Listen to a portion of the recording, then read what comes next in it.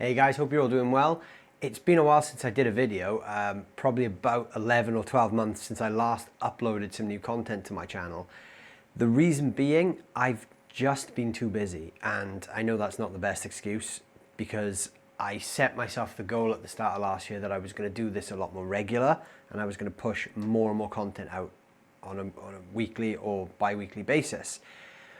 But a few things happened last year which took my career up a step, but it did mean that certain aspects of things I was doing for myself did have to go on the back burner a little bit. So what did happen? So the first thing that happened is the band that I play with, Forever Vendetta, we got back together to celebrate 10 years since our first gig. Now, the original lineup of the band, we stopped playing together in 2011 as our careers all pulled us off in different directions. But in 2018, we started meeting up again and writing some new songs. And in 2019, we started putting that music out. So we've now got an album out. It's called New Day Rising. We self-produced it. It was recorded at my studio. So please check it out. We're super proud of it. It's the first new material we've put out as a band since 2010. So it was 9 years from our last release to this one. We're really excited about it, and we think it's a fun rock album. So I hope you guys like it too. Check it out. I've also been really busy creating videos for other people. So I've started doing some cool things with PMT, the music store. I do a regular video column with them. I do some stuff with Blackstar now, which is coming out at the end of March 2020. So, by the time this video goes out, it probably still won't be live, but it won't be far off. And I've been doing a bunch of stuff with Cool Amplification. We recently attended the Birmingham Guitar Show, and that was great. We spent a little bit of time speaking to people. I was demoing the amps, and we got to meet some really cool people and just hang out with some really great players. So it's been an insane 12 months for me. I'm still doing all my journalism work, and I'm still super busy with everything else that I do. So I guess my own videos have taken a little bit of a back burner, but I'm going to make a conscious effort this year to push that even more and get some more content out there. So today I wanted to talk a little bit about a guitar that I've been playing recently, which is not an expensive guitar. Now, I'm a bit of a gear hoarder and a bit of a collector, and I'm quite fortunate to own quite a nice collection of guitars. Some are worth, a good amount of money. Not that I've ever paid full price for them. I'm very good at finding bargains, but I'm very fortunate that I've come across a lot of really cool instruments over the last the last 20 years that I've been playing. But this guitar that I'm holding is, nearly dropped it then. This is an Epiphone Les Paul SL. Now, these came out, I guess maybe about 18 months ago, and it was sort of Epiphone's answer to the Melody Maker. It's a Les Paul style, but it's completely flat. It's like a slab style body with two single coil pickups. It's a very no frills, guitar. And they actually retail at about £90 to £100 in Great Britain, which is not a lot of money for a guitar. Now, as you'd probably expect with a guitar in that price point, they're not going to be the quality of a £3,000 Gibson. They've obviously cut some corners. But when I actually got this guitar, my original plan was I saw this as a doer-upper. So the first thing I did when I got it was I actually put some new tuning pegs on it. So I got rid of the old ones and put some new ones on. I don't know if you can see in the camera, but you might still see the old drill holes. I actually rewired this guitar with some I think it was alpha pots and a better switch, a better jack, and I replaced the original bridge as well with a more solid one from a company called Axtech. The pickups are still the original pickups that came with the guitar, but I do have plans at some point to change them out for something different. I'm toying with maybe the idea of putting in some hot rail style pickups where I could put a coil tap in, and this could be quite a versatile guitar. It plays okay. It's very, very light. The body's made from poplar, I think, and it's got a nice, surprisingly fat neck for a cheap guitar. And the frets are actually pretty good.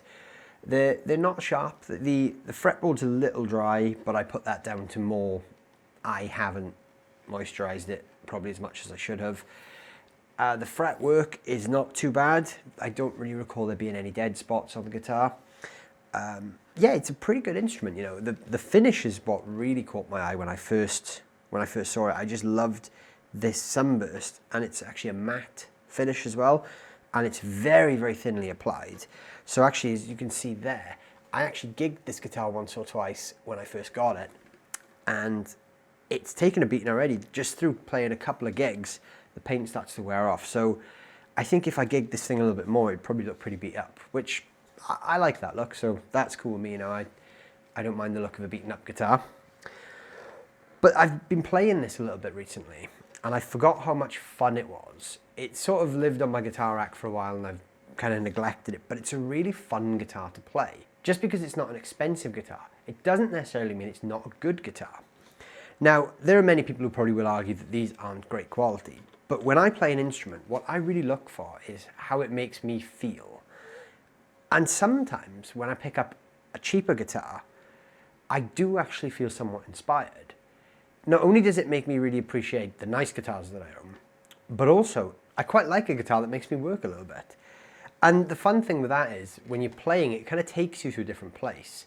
Now, I know there's probably a ton of players that will very much argue that point and say, well, you know, if it's not a £2,000 guitar, it's not worth the time of day. But if it inspires you, then I think that's a cool thing. And this guitar at the moment is really, really inspiring me. Now, I'm going to just jam a little bit here over some backing tracks by the wonderful Mr. Peter Honore, otherwise known as Danish Pete. And this guitar I've got plugged straight into my Line 6 Helix, so the tones you're hearing are just direct the guitar into the Helix, straight into my computer. It's quite a versatile guitar, actually. I always like to use it in the middle position with both pickups switched on. It's just got one volume, one tone, and a three-way switch. And you know, it doesn't sound too bad. This is the sound of it plugged straight into the Helix.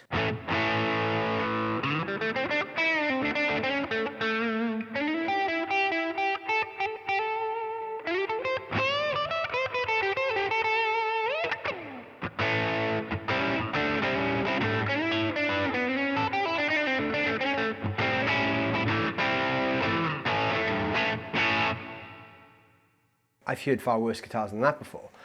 Even the bridge pickup on this isn't too spiky, so typically bridge single coils can be quite harsh. This isn't too bad.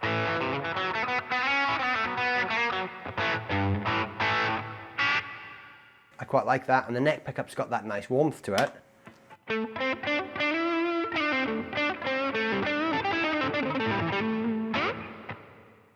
So when you combine those two, my favourite setting is in the middle, so both pickups are switched on.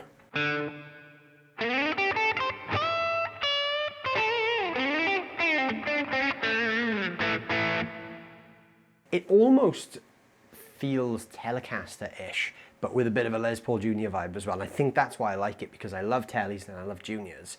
So I do find this quite an inspiring guitar to play. So I'm just going to jam over a track for a little bit now so you can hear what this guitar can do. You may hate the sound of it. I personally feel quite inspired to play this, and I really dig the Les Paul Jr. crossed with the single coil Telecaster type vibe that this thing has. I like the simplicity of it as well. It's very no frills.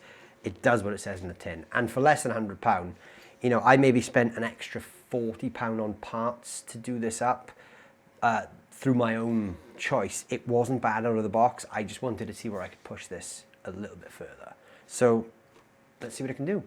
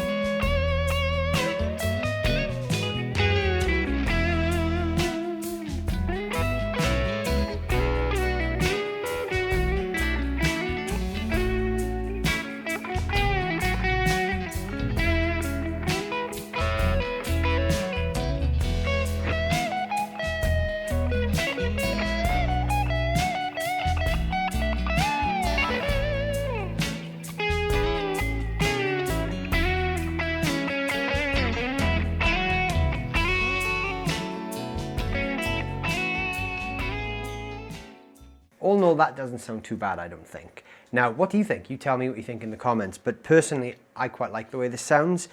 It's not an expensive guitar, and it doesn't sound like an expensive guitar.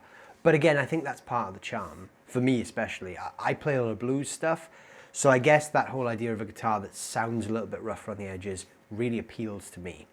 So I quite enjoy playing this. I feel very inspired, and the tones there were just from this guitar plugged straight into my Helix.